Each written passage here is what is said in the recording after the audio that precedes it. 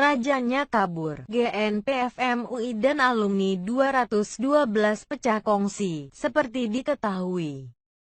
Pertemuan GNPF MUI dengan Presiden di Istana Kepresidenan pada Minggu lalu mengundang reaksi dan kritikan dari alumni 212 yang tidak menyetujui pertemuan tersebut.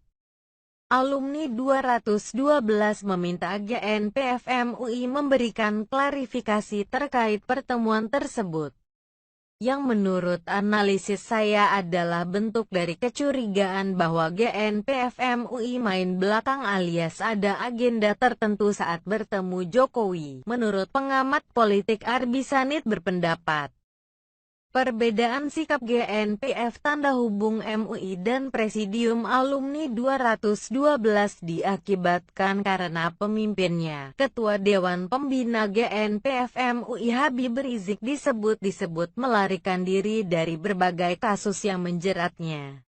Rajanya sudah kabur, siapa lagi yang mempersatukan mereka? Ya pecah kongsilah, kata Arbi. Pernyataan tersebut mengisyaratkan bahwa mereka, baik GNPF MUI dan alumni 212, ibarat anak ayam yang kehilangan induknya, kocar-kacir mencari induk yang kabur jauh nun di sana.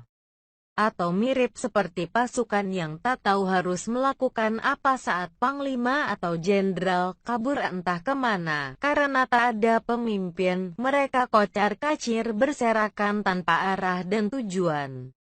Menurut Arbi, ada 3 hal yang membuat terbentuknya sebuah organisasi atau gerakan seperti yang dilakukan oleh GNPF MUI dan Presidium Alumni 212, yakni pemimpin, ideologi, dan uang.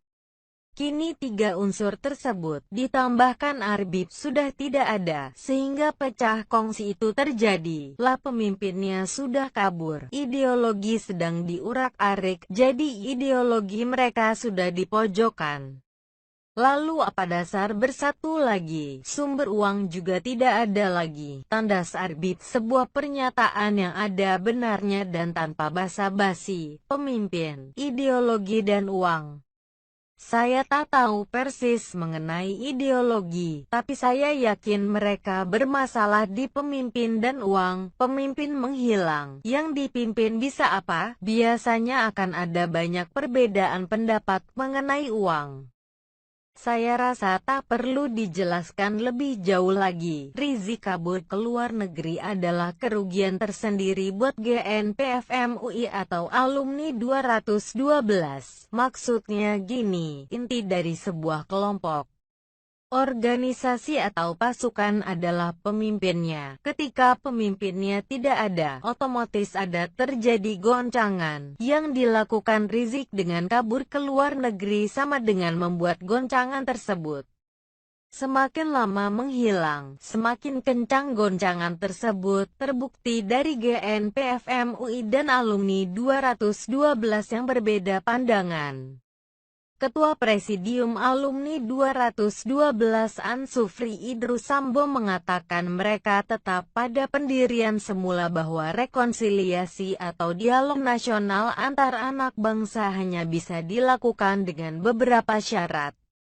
Pertama, semua komponen anak bangsa harus dilibatkan dan diundang dalam rekonsiliasi atau dialog nasional ini, seperti ulama-ulama, aktivis-aktivis, tokoh-tokoh nasional, dan purnawirawan TNI. Kedua, pertemuan harus dilakukan di tempat yang netral, tidak di istana negara, dan bersifat terbuka, diliput dan disiarkan media, sehingga umat dan rakyat tahu apa yang dibahas dalam pertemuan tersebut.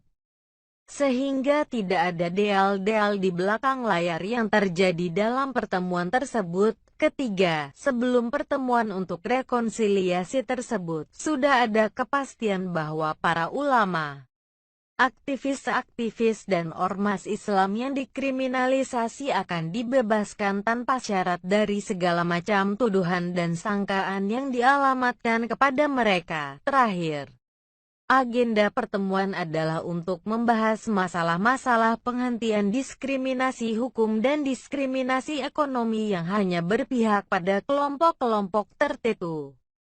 meredam bangkitnya komunisme serta penuntasan korupsi besar seperti BLBI, sumber waras, reklamasi, dan lain-lain. Coba baca 3 permintaan pertama di atas. Memangnya siapa sih yang bisa meminta pemerintah seperti itu? Apalagi yang ketiga, rasanya enak sekali meminta ini itu pada pemerintah, ibarat anak orang kaya, mau apa tinggal minta saja. Yang terakhir lebih lucu lagi, kalau BLBI okelah, tapi penuntasan kasus korupsi sumber waras dan reklamasi, masih kurang puas ya Ahok dihukum 2 tahun, sumber waras kan sudah jelas. Kenapa minta usut lagi? Ternyata sumber waras membuat banyak orang menjadi tidak waras. Reklamasi, sayang sekali. Dihukumnya Ahok masih meninggalkan bekas luka sakit hati yang hingga kini belum sembuh benar. Masih banyak gerombolan sakit hati yang belum sembuh dari lukanya. Sepertinya lukanya robek kembali. Makin kesini, makin banyak kekonyolan yang terjadi. Bagaimana menurut Anda?